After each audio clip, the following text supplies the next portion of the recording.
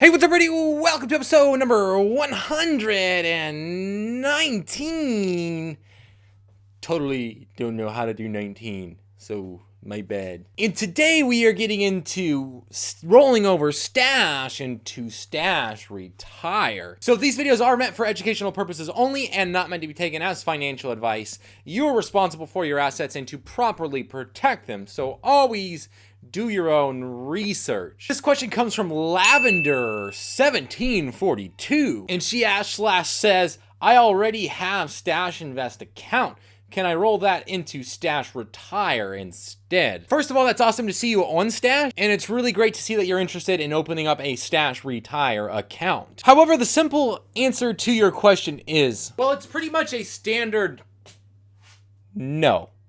I do have some speculation as to why, and then also how to go about transferring your funds from Stash into that Stash Retire. To break down and simplify the question even more, Lavender is basically saying that she owns one share of Intel on Stash Invest and would like to roll that over into, or basically move it over into Stash Retire, leaving her with one share in Stash Retire instead of Stash Invest. Which I completely agree with you. I think that it shouldn't be as hard as it is, but unfortunately that's not the case, and I think that's due to how each one of those accounts is set up. So for starters, Stash partners with a company called Apex, and Apex for Stash provides custody of assets, reporting, trade confirmation, settlements, and securities delivery in Stash. So Stash offers a service, and then Apex helps them offer that service. To transfer that account, you would basically have to go through Apex, going through Stash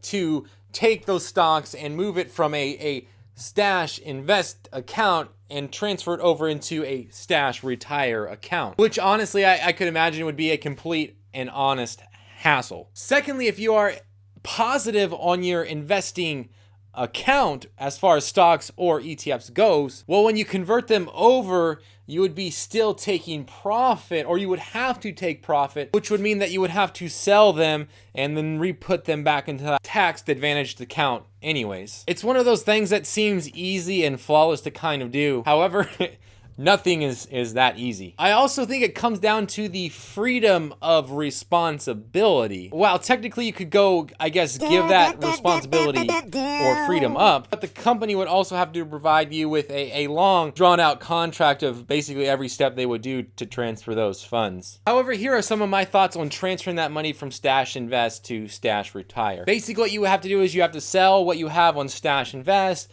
and then pull that money back from Stash Invest into your bank account. Open up the IRA or Stash Retire, and then transfer that money from your bank account into that tax-advantaged account, which would probably take you about 2 weeks to end up funding that account. But anyways, good luck, and I hope that answers your question. Let's rewrite that. Let's jump into the question of the day, which is, what's the most physically painful thing you've ever experienced? Well, back when I was a runner, an avid runner. Well, at least I thought I was an avid runner. My brothers and I had this sneaky idea to run a marathon. And basically I set out to run a marathon with very, very little training. In around mile 20, my feet really started to hurt. So I would walk, and then I would jog, and then I would walk, and I would jog all the way up till mile 24. And it's at that point at mile 24 that I said, cut it off, that's enough. Hopped in the van, took a ride back down to our house, woke up the next morning and couldn't even get out of bed. Well, I could get out of bed, but I couldn't walk on my feet. They hurt so bad. Literally the entire next 2 days I spent crawling around on the house. Well, not on the house, but crawling around in the house. Later that week, I went to the doctor and he was like, it looks like you're just really inflamed on your feet and you probably shouldn't have ran a marathon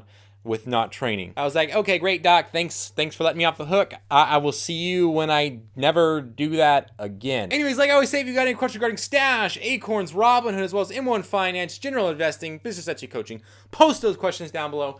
Don't forget to subscribe right up here and check out my first video on M1 Finance. Check out this video right here. And as always, thank you for watching. I really appreciate it.